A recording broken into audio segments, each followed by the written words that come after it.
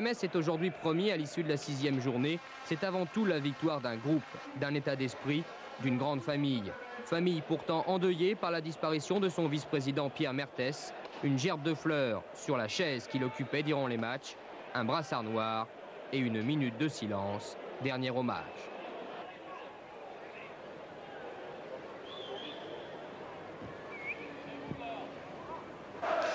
Comme à leur habitude, les Messins démarrent pied au plancher. 2e minute, tête de Brenovic pour Calderaro à la limite du hors-jeu. 1 minute plus tard, Kubik au corner, Calderaro et Chanlot se gênent à la réception.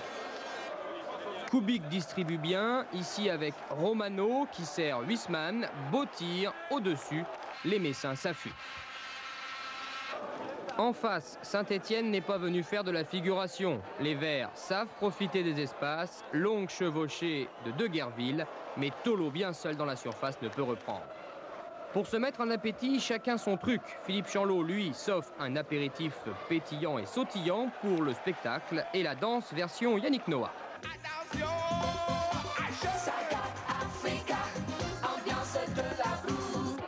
Philippe Chanlot qui retrouve tout son sérieux sur cette ouverture de quartier. Chanlot efface Cyprien et centre en retrait. Huisman, tout seul, trompe facilement Joseph-Antoine Bell. On remarquera au ralenti le bon travail sans ballon de Calderaro qui embarque les défenseurs au premier poteau. 1-0 pour Metz, on joue depuis 16 minutes. Les Messins qui essayent d'asphyxier Saint-Étienne. Chanlot côté gauche en retrait pour Brenovic qui remet immédiatement dans l'axe à Calderaro. Finalement, le tir de Romano n'inquiète pas Bell.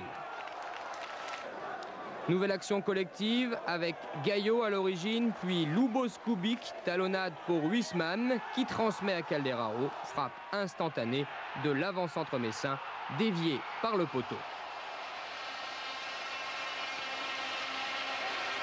On approche tout doucement de la mi-temps et l'arbitre, Monsieur Salon, siffle une faute douteuse sur Chanlot qui joue bien le jeu. Coup franc tendu de Lubos Kubik à ras de terre. L'arbitre qui était hier soir sous haute surveillance, plusieurs fois récusé par les clubs, Monsieur Salon était supervisé par le nouveau patron de la commission de contrôle d'arbitrage, Michel Vautreau. On aurait bien aimé marquer un 2e but. Mais bon, on gagne 1-0, c'est très bien, on va essayer de s'accrocher et puis essayer de gagner. Que vous a dit Joël à la mi-temps? Il nous a dit de continuer, d'essayer de monter un peu plus, de les chercher un peu plus haut parce qu'on commençait à avoir du mal en fin de première mi-temps, mais il nous a surtout dit de monter les chercher un petit peu plus haut. La 2e période sera beaucoup plus laborieuse pour les Messins qui ont en plus appris le score au Parc des Princes où le PSG mène devant Monaco. Les Messins virtuels premiers au classement, ils ont du mal à le croire et les Grenats vont jouer la peur au ventre. La fatigue aidant, la précision s'envole dans les tribunes. À partir du moment où les supporters ont su que Monaco était battu 2-0, on a eu l'impression qu'on était paralysé par le résultat, la possibilité pour nous de gagner. Je crois que le dernier quart d'heure, plus de notre part, par un énervement tout à fait compréhensible, on a perdu beaucoup de balles et ce qui a fait qu'on a terminé un peu l'énergie.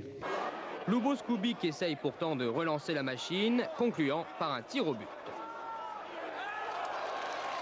Mais c'est surtout Saint-Étienne qui se montre très dangereux dans le dernier quart d'heure avec Thierry Gros qui se retrouve seul devant Flucklinger.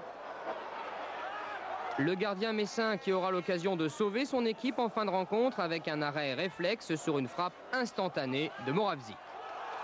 Finalement, les Messins conserveront le résultat. Metz premier au classement, explosion de joie sur le terrain, mais la tête froide dans les vestiaires. Vous savez, on est premier, c'est bien. C'est pas pour autant que la Moselle, elle va remonter vers les Vosges. Hein. Non, je crois que les choses vont suivre leur cours normal. On est premier, tant mieux. Je suis très content pour le public, d'une part, parce que je crois qu'on a un public qui mérite de temps en temps d'avoir ces sensations fortes. Et puis, je suis très content aussi, mais ça me paraît une la palissade pour les joueurs, pour l'entraîneur. Bon, il est vrai que Marseille, Monaco, Paris Saint-Germain ont des très très gros moyens, que nous avons des moyens qui font qu'on est, je crois, le dernier au classement des budgets. Moi, j'ai déjà vu, si vous voulez, pas tout le temps, mais j'ai déjà vu des 2 chevaux de temps en temps finir devant des 205 GTI.